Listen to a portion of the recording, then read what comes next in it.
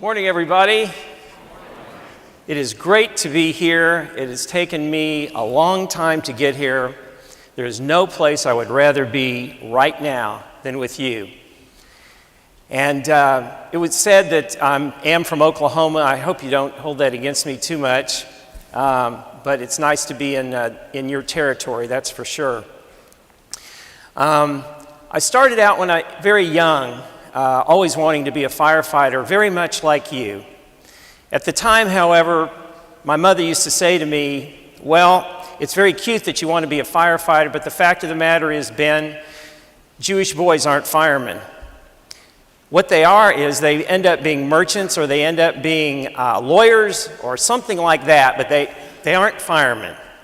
And so, as you've heard, it's been a circuitous route for me to finally become a firefighter, a fire commissioner, but most important, to be able to be with you today, to be able to contribute a little bit of what I've learned about marketing management and marketing leadership through the past. So this is what I call it this morning's breakfast. We're going to talk a little bit about mission and purpose, great fire departments, because you can't market a great fire department, and you can't market something that isn't great, is what I meant to say. Why marketing in the first place? What is marketing? What business are we in? How are we known? What are the tools of the trade we're going to use in the first place? And we'll get a little bit inside the marketing plan to learn what is a marketing plan anyway. How do you measure return on investment in marketing? What about customer care?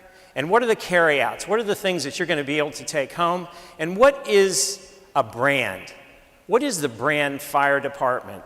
It's very important. And any of you that do have questions, it's a little difficult for me to see arms going up, but a little bit later after, please grab me and ask me anything you want to know, and I'll be able to somehow try to give you an answer that makes sense. As I told you, there's no place I'd rather be than here. I don't say that to a lot of people. It's taken me about 60 years, and I have one mission, and it's to contribute to the fire and life safety services so that people can understand what it is we do. And when I was younger, and when I was growing up, and when I was telling my mother that I wanted to be a firefighter, and when she was telling me that, no, that's not what you're going to be able to do, it took me a long time to try to find out where my niche could be. Where could I make a contribution? So my purpose this morning is to create an understanding of how marketing leadership, not just marketing, can contribute to great fire departments for the growth and renewal of the service, for the safety of our society, and as models for our children. You know, many people become firefighters for different reasons, but most of it is that they want to serve. They want to be able to make a contribution to society. And I don't know, I may be dating myself now, but some of you may have read the book by Dennis Smith, Report from Engine Company 82. Any of you have read it? Know about it? A few hands anyway. When I read that book when I was very young, and I was a rookie firefighter, I began to understand how marketing could be applied to the profession, because people just didn't know what it is we did, who we were, what we did when we weren't putting fires out. And this is not just who we are, but it certainly gives a good example of the sacrifices that we make. And one of the great Lebanese philosophers, Khalil Gibran, said one time that work is love made visible. And that is what firefighting is all about, in my opinion. It is a pure example of love made visible from these shining faces and your faces in the audience, the reason that you do what you do. Many years ago, USA Today did a survey, and the survey was to see what was the most trusted government agency in the United States. And it was found that the family trusted the fire service #1 compared to themselves. So of 20 different government services and applications, the fire service was #1 in terms of trust. So that means that we have an honor to uphold. That means we have standards to uphold. I'm sure you've heard all of this stuff before, but the fact of the matter is it's very important that we utilize marketing to help us maintain it, or we may not be around. You cannot market something that is an inferior product. And let me just kind of, a quick show of hands if I can. How many of you think you know what marketing is? You think you know that, do you think it's selling? Because it isn't. Is it brand development? Well, we're going to talk a little bit about what marketing really is, what it means. But before we talk about that, we're going to talk about great fire departments. And I'm sure all of you feel that you are great fire departments. There's 38,000 fire departments in the United States right now. 38,000 of them. And they all want to be a great department. And those great departments are made up of great firefighters. Now, I have a day job, which some of you may not be aware of, and I happen to work for a mouse when I'm not, when I'm not out talking to folks like yourselves. And most of the time when I'm doing that, I'm looking about how our organization develops and how we can develop leadership ourselves. We actually give courses on the subject, as a matter of fact. The common denominator of great marketing is a great organization with a meaningful mission. Well, what does an organization do in the first place, right? Peter Drucker, if you've ever read anything by that great management guru, said that the reason for an organization is to make a contribution and to strengthen the weaknesses and keep the strengths of the members so that they can make some sort of a larger contribution to the whole. The idea is to see a vision fulfilled, to fill the needs of its members, to fulfill the needs of its customers, to create value for stakeholders, and create value for society. That's the reason. Now, I work with a lot of fire departments from time to time, and I try to understand what makes them great. Because if I don't understand what makes them great, as I said, I can't help them market. And it all starts with the reason why. It starts with why. I read a lot of books. And everything I read when I'm thinking about those books is how I can apply it to marketing, management, and leadership for the fire service, because that's my niche. And there's a great book, if you get a chance to read it, it's called Start With Why. How Great Leaders Inspire Everyone to Take Action. It's by Simon Sinek. So I took that book and I began to think about it and I began to apply it. It starts with an inverted triangle. It starts with mission, why we do, what we do, which moves up to the chief officers, and how we do it, which comes to the firefighters. The interesting part about being a firefighter is that you're a leader from the day you take the oath. I can remember being a volunteer and pulling up on the scene. Me and another guy, we're the only ones there. Someone's going to have to take control and someone's going to have to be a leader. So it's very, very important that all of us understand just how important it is to have the mission, to have the vision, and understand who our customers are. Now, it would be real simple if it were laid out like this. We got our safety services, firefighters, strategies, citizens, our mission, our vision, our stakeholders, but they have to be aligned, and they're all relating to each other. And if we don't internally understand what goal we're trying to achieve, and if we're not getting along, and we're not understanding, and we don't have a short span of control, we're not going to be able to be a great organization. And that means we're not going to be able to market anything. So great fire departments, they have a worthy mission, they have a vision of the future, they have a guiding and supporting leadership, firefighters all with the capacity to lead, an intimate understanding of the needs of everybody. That includes their families. Think about it. You spend a lot of time with each other, but you spend a lot of time with your families. And if they're not, I can tell you by personal experience. Think about it. When you're a little kid in Oklahoma City and your mother says, "Well, Jewish boys aren't firemen." You know, what do you mean? Or my wife were to tell me, "You can't go out and do that," or, "You know, you got to do this, or you got to do that," or I've got somebody else telling me what I can't do. My entire life, people were telling me what I can't do. When I ended up going to the Walt Disney Company, I was very fortunate to get recruited to go there after being a fire commissioner out in Seattle. And they asked me what I wanted to do. Pretty cool. I said, "Well, I love the fire department. That's what I want to do."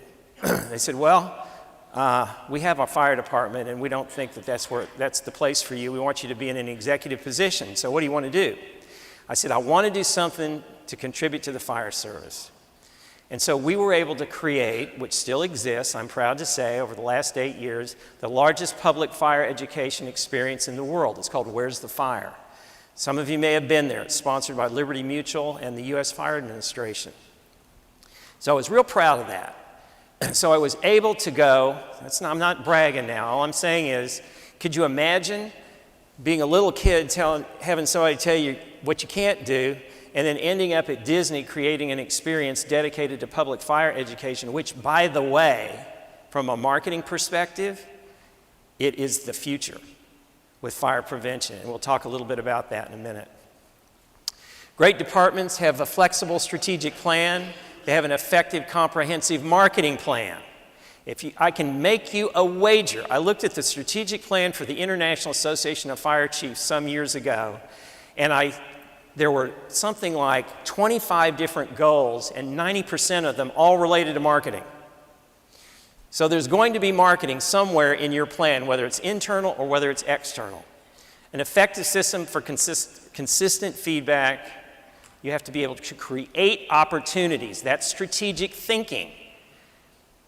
And all of our actions have to reflect our values. Let's not forget that one. So why marketing? Have you all read Pride and Ownership? Probably that's a little bit more recent one, Rich Lasky's book, Pride and Ownership, because people trust us. We're going to talk about the marketing environment, different economic values that are shifting, the business we're in anyway, how they see us, and why it should always matter how they, meaning the public, sees us. Why marketing and fire departments, the issues we face, citizen engagement, and growing the mission to maintain our existence, speaking of which. Our existence is not dependent on our competency. Just because you think you're good, and just because you know you're good, doesn't mean you're going to continue to exist in a way that you have existed in the past. You can forget that piece. 300 years of tradition unimpeded by progress, remember? But the fact of the matter is the fire service is waking up now. Young people are coming up. They're starting to see where we need to go. So I'm really pleased to see that. But the fact of the matter is we still need to keep in mind that our existence isn't dependent on just how good we are, because the public is watching. They're watching all the time. You go in with a uniform on into any grocery store, and I will make you a bet you cause not a stir, but somebody is looking at you. Somebody wants to see what's going on. You wear that uniform with pride. So it's important, if the firehouse doors are open, which they ought to be a lot of the time, and not closed, and the way you dress and the way you look is very, very important, because people look at you as a brand. And marketing has everything to do with branding, and we'll talk about that in a little bit. So why is marketing an imperative for the fire service? No information, vulnerable. I don't know what you do, so they speculate. People speculate, they make assumptions. That means danger. How's my money being spent? What do firemen do when they aren't fighting fires? Are you able to say what you do when you're not fighting fires? Oh, well, we do EMS. We do public education. What else do you do? You need to be able to tell them exactly what it is, and I'll have some takeaways to show you later that will help you to do that. The market is becoming more sophisticated now. What does that mean? Well, I'll give you an example. Used to be many, many years ago that IBM would market their computers, right? They didn't make so much money on the computers, although naturally they made some, but what they made it on was the service. Well, the situation happened that people became more sophisticated. They understood how to fix the computers, so that piece went away. They became even more understanding of how the computers worked. And you can see how far we've come. Now, we can do all of it by ourselves. There's information on the internet. There are these little iPhones, right? So everywhere you look, the market becomes more sophisticated about what's going on, and that means they want to know what you're doing, and that has to do with the future of the fire service. The problem is we got a lot of stuff to do. We're loaded, budgets, and more stuff to do. And we have forces of change on top of all the other things that we have to do. We have economic downturns and fluctuation, decreased resources.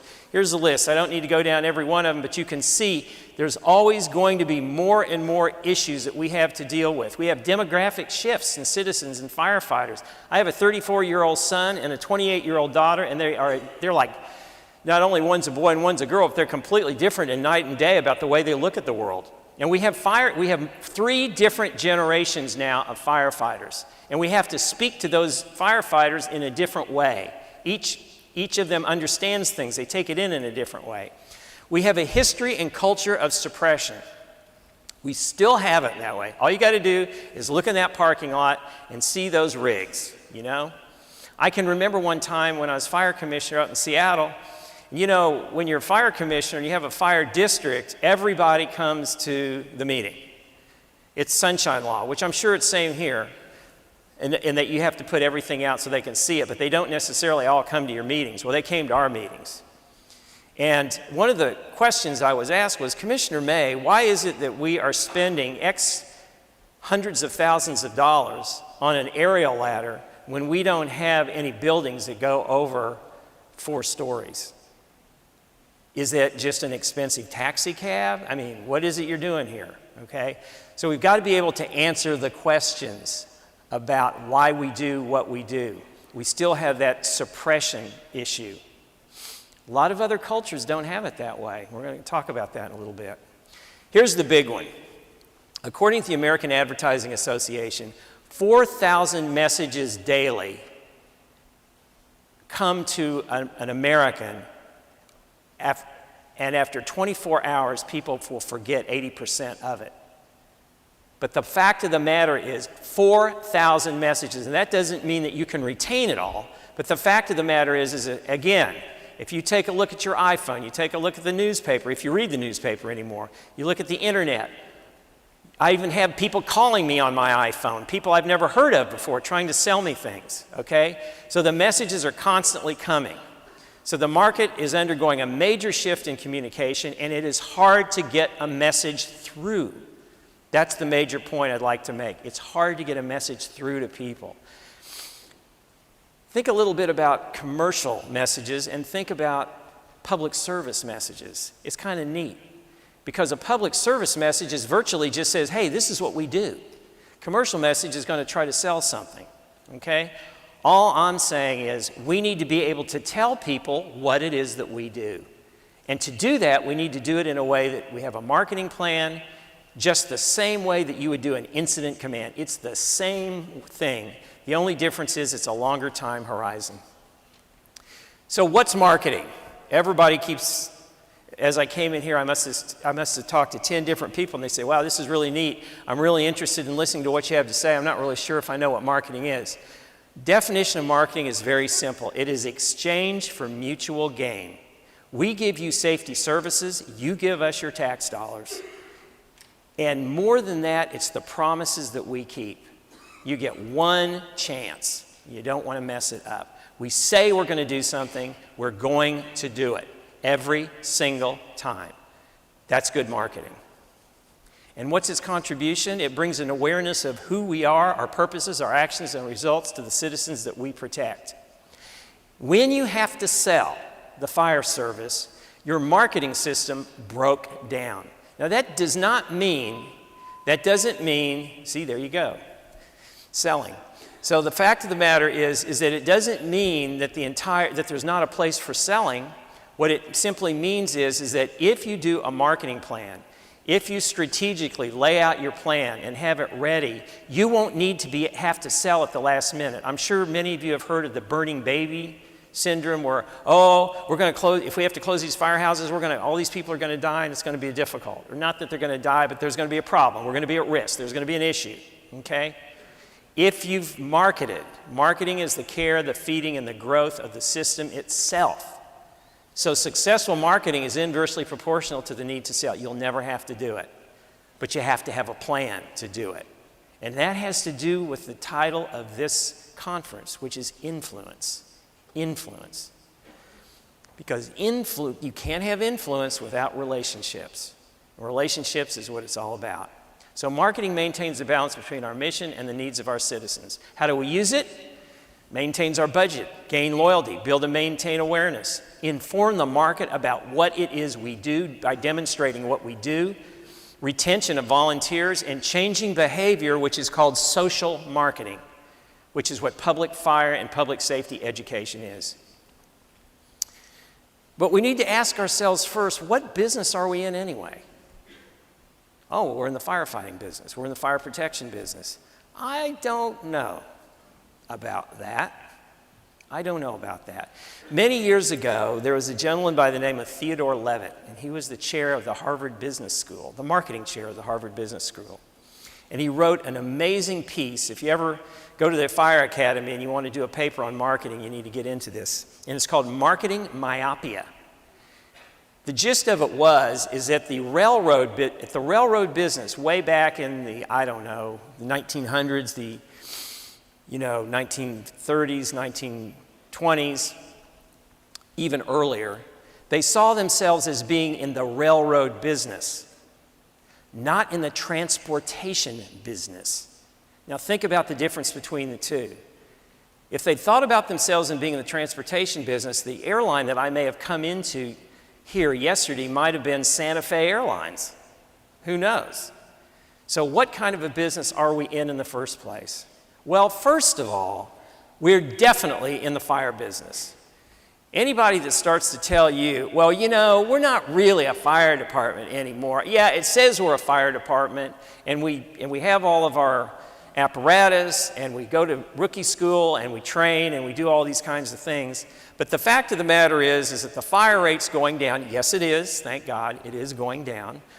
We only had 1.5 million fires last year, so it's going down. Those are the ones that were reported by INFRS, We lost 3,000, this is 2012 numbers. We lost 3,320 civilians, I think it was something like almost 17,000 horrible injuries, many of them very, very horrible and disfiguring.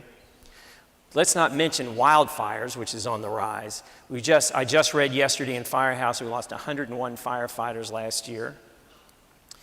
And we had direct property loss of $15.5 billion, and more Americans are killed in fires than all the natural disasters combined. You think we got a fire problem? We got a fire problem. It will continue to be that way for a while.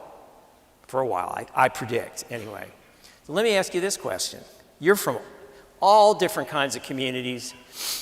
Most of them are from from Texas. And the fact of the matter is that in your communities, when you turn on the TV tonight, I will make you a bet that you're going to see a house fire. Now, with this cold snap, there's probably even more chance that you're going to see one. If you go around the country and you go to all these different I'm sure you've done it. You turn on the news, it's 6 in the morning or whenever it is.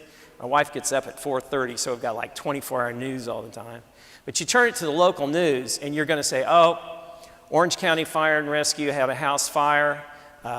Somebody was killed, room and contents, whatever it might have been. I'm sure you would all admit that this is a fact in the United States. Now multiply that community times all the communities in the United States, at least the ones that are large enough, or even middle-sized or even small. The fact of the matter is that's not normal. But we think it is normal. We say, well, we're such a big country, that's just because we're so big. That's not true. That's not true in other countries. It's not true in Japan, although Japan is now creeping up in terms of numbers of fires. It's not true in the United Kingdom. It's not true in the United Kingdom. So the fact of the matter is we've got a fire problem still. And we need to make sure that we address that fire problem. You know your statistics from where you live, and you can be able to spew those statistics out to the people that need to know. They'll understand we got a problem, and it's still here, and we're here, and we're going to take care of it. But there's other things that we do as well. Many, many other things. Okay, this is the last book that I'll bring up. It's called Blue Ocean Strategy. Those of you that are leaders in your organization, and I'm assuming that all of you are or hope to be, as I said, all firefighters are leaders in my opinion. It's a great book. It's now a seminal work on marketing. And basically, look at how we've grown in terms of the things that we do. We started out with fire suppression. You called us and we came. We moved into prevention. We moved into EMS. We moved into hazardous materials, disaster preparedness, wildfire, terrorism. Now we're into lockdowns. Now we're into situations where we have shootings. This thing just keeps growing, and we're the ones that people are going to call. So this may be one of the things we do, or this is the things that we do, or these are the activities that we're into, but we got a lot on our plate. And the fact of the matter is, I asked you before, what business are we in? We are in the fire and life safety business. That's what it is that we do. Now, what does that mean from a marketing perspective? It means it's like this. It means we own the market. We don't just do one thing. We don't segment the market. We do the whole market. And I've got another fact for you. We give the same quality of service to someone who's living in a box on the street as we do to somebody who is living in Las Colinas in a mansion. Same quality every time we go out. That's a big deal. People need to know that it's a big deal. We don't tell them, they'll never know. There's nothing worse than being in a situation where you have the highest quality service and product and you can't continue to do it because no one knew what it was you did. How would you feel about that? We are being asked to step forward to show what it is we do. It's part of our responsibility now. I don't mean that every firefighter should become a professional marketer, but in a certain degree, we have to stand up for what we believe in, and to be able to do that, we have to demonstrate what we do. I would also say to you that comprehensive fire prevention, EMS, disaster preparedness, now wildfires to a great degree, they're most significant marketing and opportunities for the fire service while achieving its mission. What do I mean by that? Fire prevention never stops. It never stops because of what I just told you before. It's going to continue, and it's going to continue and continue. You can't, those of you that are I can remember one time I gave a presentation to the U.S. Fire Academy to all the fire marshals in the country, and they were really down. Said, well, you know, they look upon us as second-class citizens, da-da-da-da-da-da. Not so. Whoever was last will soon be first. I'm sure you've heard that one before. Fire prevention is the future of the fire service. EMS, no question about it. Disaster preparedness, no question about that. But fire prevention is ongoing. So those of you that are fire marshals, inspectors, the other piece of it is that you're in the marketing business like nobody else. So you can help to teach the others about the marketing. Okay, now this one I really, really am asking, if possible. I can't see you. I'm going to trust you. Raise your hands if you have heard of Vision 2020. Wow. Okay, not that many. All right. Vision 2020 is a growing, very large group of dedicated fire service professionals, mostly in the prevention area, that are creating programs to deal with gaps that are not being looked at in terms of fire suppression, and especially in terms of fire prevention. And in Vision 2020, we decided that we would take a page from the UK, and it's called Community Risk Reduction. Has any of you heard of that one? Community Risk Reduction. Because Plano, Texas, among others, is doing it. I believe there are some other jurisdictions in Texas that are doing it. And basically what happened is, I'm going to tell you a quick story. There's a chief by the name of Tony McGurk from Liverpool, from Merseyside, England, which is the largest bedroom community of Liverpool. And he was having a problem. And he decided that he was going to use some strategic thinking. And what he did was to put together an entire data program, and he found out where most of his fires were coming from. And he redeployed all of his apparatus around where the fires were coming from instead of having it just deployed evenly across the jurisdiction. Fire rates started to go down. He also had a problem where because Merseyside was a bedroom community and the urban core had a huge number of buildings and offices in which the sprinklers were tripping off, he was having to send a full contingent in to take care of those. He decided what he would do would get a BMW bike, and he would load it with all kinds of equipment that was needed to stop up those sprinklers from going off, and if he needed a full contingent, he'd bring it in. He ended up saving thousands and thousands of dollars. He ended up cleaning up the community, and he instilled something called community risk reduction, in which he trained civilians in the fire service through a citizens academy to go into the home to inspect the home. And you have to remember, in Liverpool, this is the poorest suburb of Liverpool, you had something like 100 different ethnicities. So you had people that are from the Middle East, you had people from India, all from the Asia, all around the world. And they went in, they spoke their languages, they did the inspections, and they found out a lot of things. They found drugs. They found people that were hoarders. They found people that were living on just subsistence. They cleaned up the entire community, and then after they did that, they went to childhood obesity and started to take care of that problem, because as you all know, firefighters should be in the best possible shape they could ever be possible for a human being, because that's one of the tools that we use in our job. And so young boys who came from split families were able now to look to a firefighter as role model and get rid of that. That's what we call strategic thinking. The point I'm making on community risk reduction is, and now there's over 100 different jurisdictions, as I said, across the country doing it.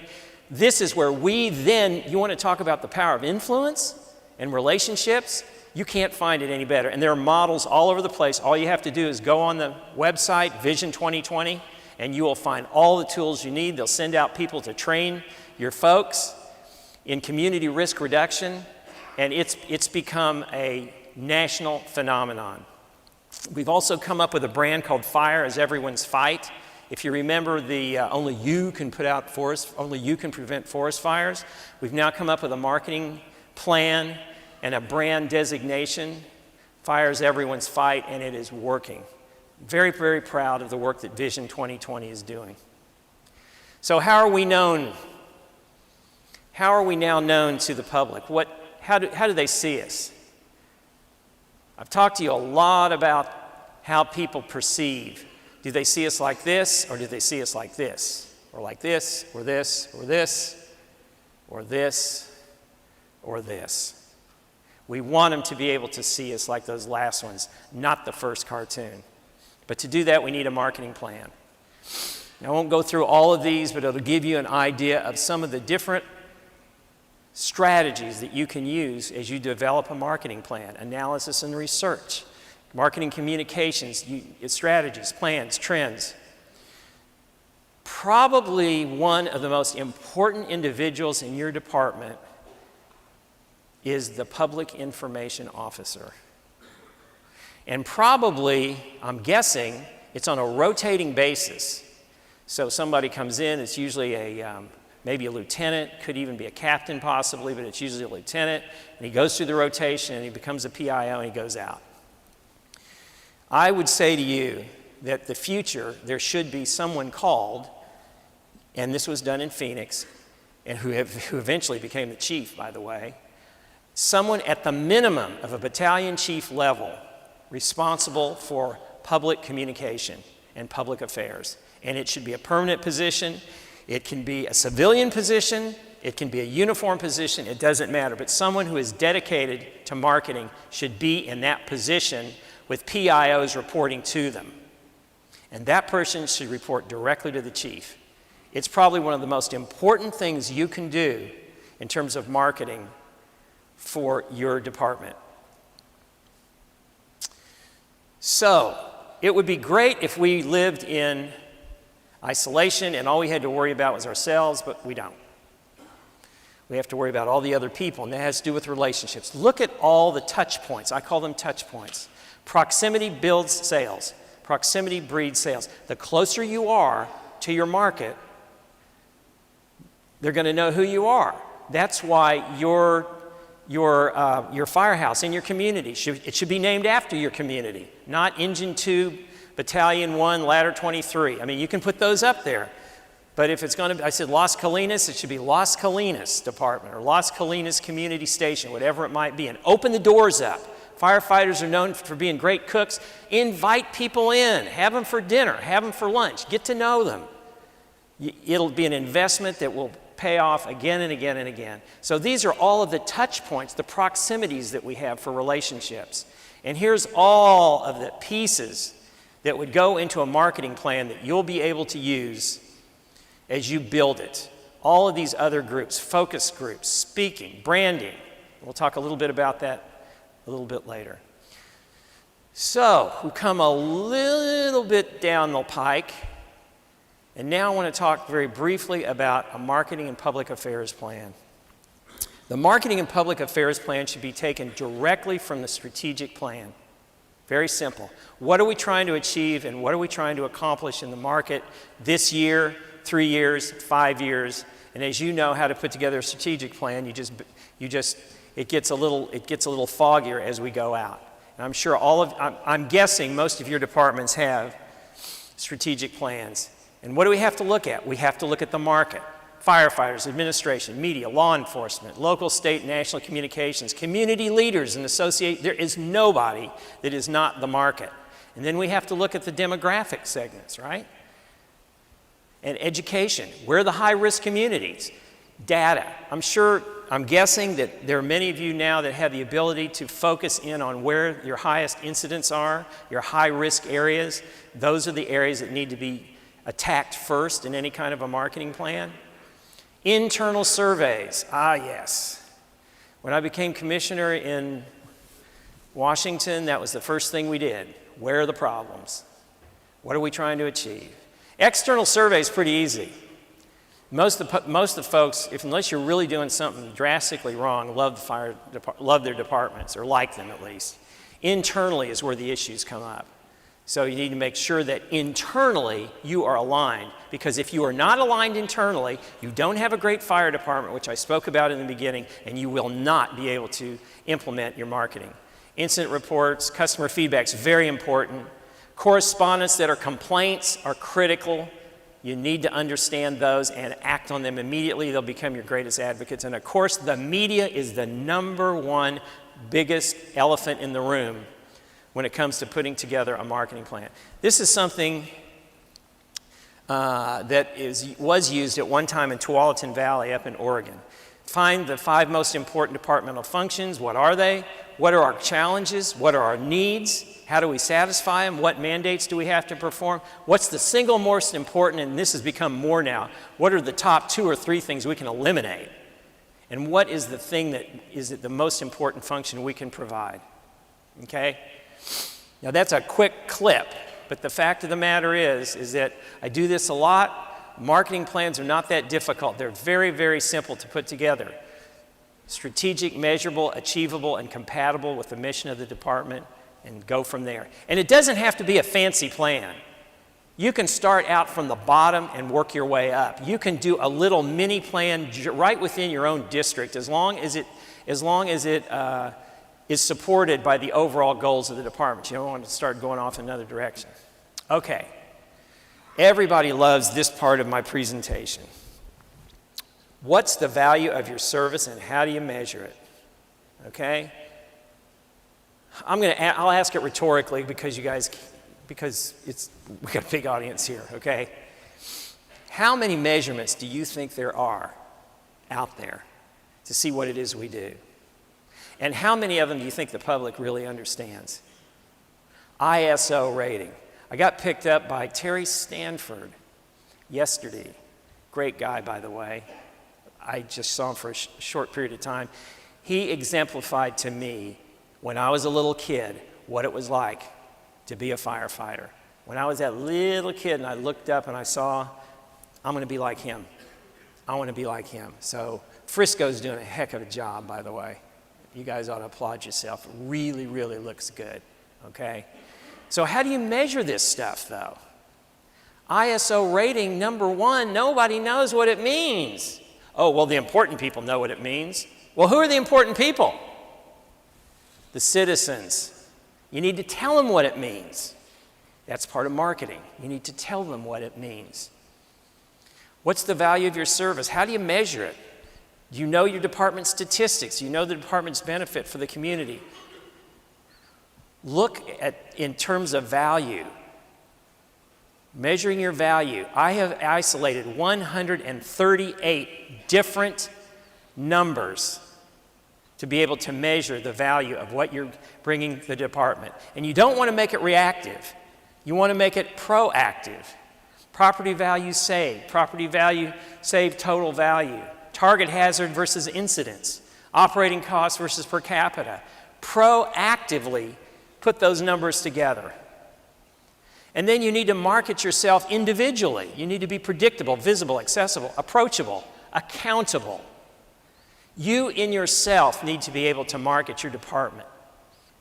Okay, finally, citizen care for fire and emergency services is the most critical piece of this whole pie because it's where you begin to relate to the people that you represent and take care of. Citizen care.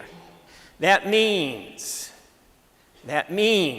influence like it's their worst day and it's probably going to be one of your best days, hopefully. Hopefully it's not your worst day. It may not be your best day, but it's going to be a day where you can make a change in somebody's life. There needs to be, if you don't have it, a customer care, citizen care officer. That means, and it's usually at a captain's level. As I said, I've worked with a couple of jurisdictions where they said, okay, incident command, you are taking care of the customer. I like to say citizen, customer, whatever it might be. Sometimes you get the word customer involved and it gets to be a little too, it sounds a little too commercial.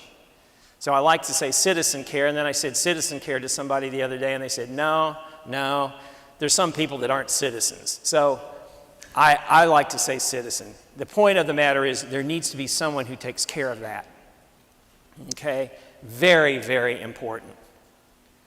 I can't emphasize it enough. Citizen care. 10 truths of service and citizen care. Proximity, attention equals location. You've got to be close to the customer. Nothing beats the street. Ask the citizens, what's going on out there? Ask your firefighters. Get the engine companies out in the neighborhoods. Go back and forth. Knock on the doors. How can we be of help? Smoke alarms. Do they need smoke? Anything you can do. And if you do community risk reduction, you'll be doing it anyway. Coffee stains on the seats means the planes might crash. Okay. So I flew in yesterday. We had a little clear air turbulence. When I was a little kid, I used to be scared to death of flying, and now it doesn't bother me one way or the other. But the fact of the matter is, if they don't take care of the little things, maybe they don't take care of the big things. Which means, if you're looking like a slob, and you've got your shirt hanging out and you're not in shape, how in the heck is a citizen supposed to think you are going to be able to take care of them when their house is on fire, they're gasping for breath, and you can't get through the door? That's a problem. So you need to keep that in mind. You have to manage the evidence every bit of the way. Manage what it is. We have so many incidents. Know the numbers in your area. Manage it.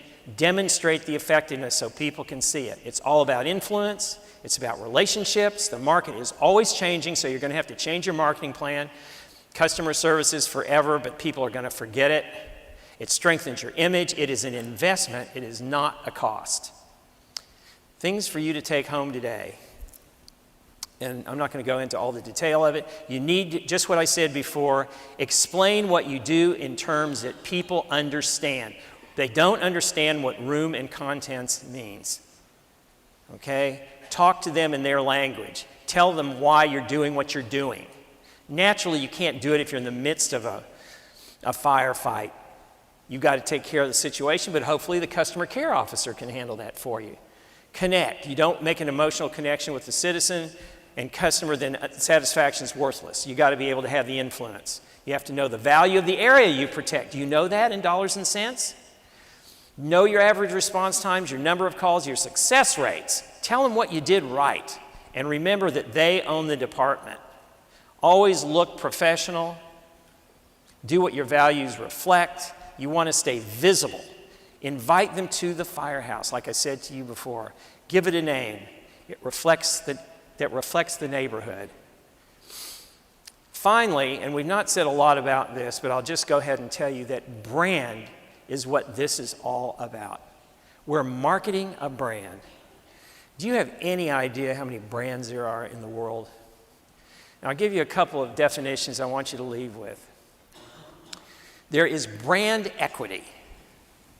Brand equity would be something that, let's say you do. You say you are. We're a great fire department. We do great things. We support the community. Says you. Says you. Okay? I didn't say anything about advertising, remember? We're not talking about advertising here. Reputation equity is what they say about you. And that's the most important one. You want to make sure that your reputation equity equals your brand equity, and your future will be unlimited. Thank you very much for your time and your attention.